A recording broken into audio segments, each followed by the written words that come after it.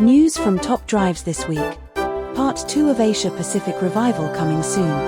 Game stability issues since update 25.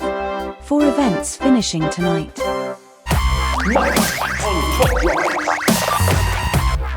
Welcome to Sunday Night Top Drives News.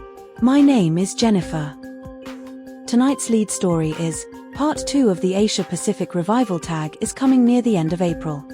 It will not include any new manufacturers, but will add more cars to the existing Asian brands in top drives.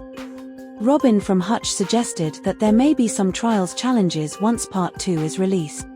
Also stating that the next 2 updates after that will have a better distribution of cars across rarities, therefore making it easier to use those new cars in events and challenges. The Oddities season will run for whole of April, so expect the season update that resets for May to include Part 2 of the Asia Pacific Revival cars. Since Update 25 was released, it has been noted that the game is less stable again. Especially playing the last ticket before an event ends. It seems, for many players, if you are playing a race when the timer runs out, the game will crash mid-race, and lock the game for a few minutes. Let's hope we are not returning to all those stability issues that have plagued top drives over the years. Today is dominated by events. There are 4 events ending tonight. I'll get to the Corvette finals in a moment, but first let's talk about the others. Unhinged Criteria is an event awarding the Oddities tokens and coins. The criteria looks restrictive and confusing, but the color categories contain large numbers of cars, so they will not cause you to be unable to find 5 good cars. Your decision with this event is, do you go low RQ on the twisty wet track and put all the extra RQ into the dry tracks, or do you evenly distribute the allocation across your cars?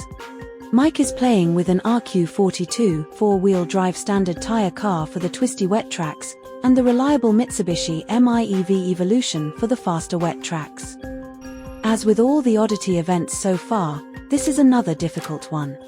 To stay competitive, you will need to play hard. This is a quick look at the hand the player at the top of Mike's bracket has. Because of the wide range of cars available, it means it's possible to trade blows with the other players, winning and losing depending on your car placement. I thought it would be good to show you this, because Mike has been bouncing around from 2nd to 10th, depending on how much he plays. Also, nice to recognize the effort Hutch have put into the spinning cars and other special April Fool's Day effects. That's a win, but I wouldn't expect him to stay in Tier 2, since priority tonight will be on the Tri-Series Finals event. When it comes to the daily events, it is often more clear-cut which hand is best, since the RQ limit is normally very high. Not today, 395 is the limit today. So that means there is only room for 2 high RQ legends. The track sets are all wet tracks, including 2 or 3 drag tracks. Mike has been changing his hand a lot, but the top players in his bracket are all running a couple of Bugatti legends. The RQ32 Buick is a big handicap, but the single upgrade in the Bugatti 110 is helping negate it. The Crew from Crew event requires a Bentley, which makes life difficult. The players who have the RQ99 prize car will no doubt be taking that, but for the rest of the players the safe money is taking a lesser Bentley, and saving RQ to allow some of the top-end legendary cars into your hand. A key car seems to be the RQ49 Caterham Super 7600. Whether it wins or loses, it is great value for its RQ. Of course, the big event this weekend is the Tri-Series Finals for the Corvette. The requirements are split across 3 different tags, which means players are restricted to only taking 1 JPT car, and need 2 cars from the last update. For Japan Pro Tour, the best car is the RQ77 Subaru for the dry city streets tracks. APGP has a few good medium ride height, standard tire cars, for the wet tracks, but if you have it, then the Hyundai Ioniq 5 from the Asia Pacific Revival tag is your best bet. Since there is a track set with 2 dry city streets tracks, taking one of the rally cars could be key.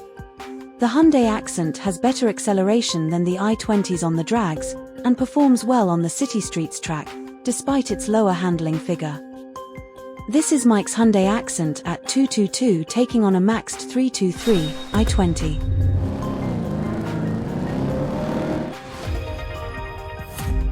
Here we go. The MRA of the Accent is really helping it out. It just shows, it's not always the higher RQ car with the better stats that will help you win a prize car.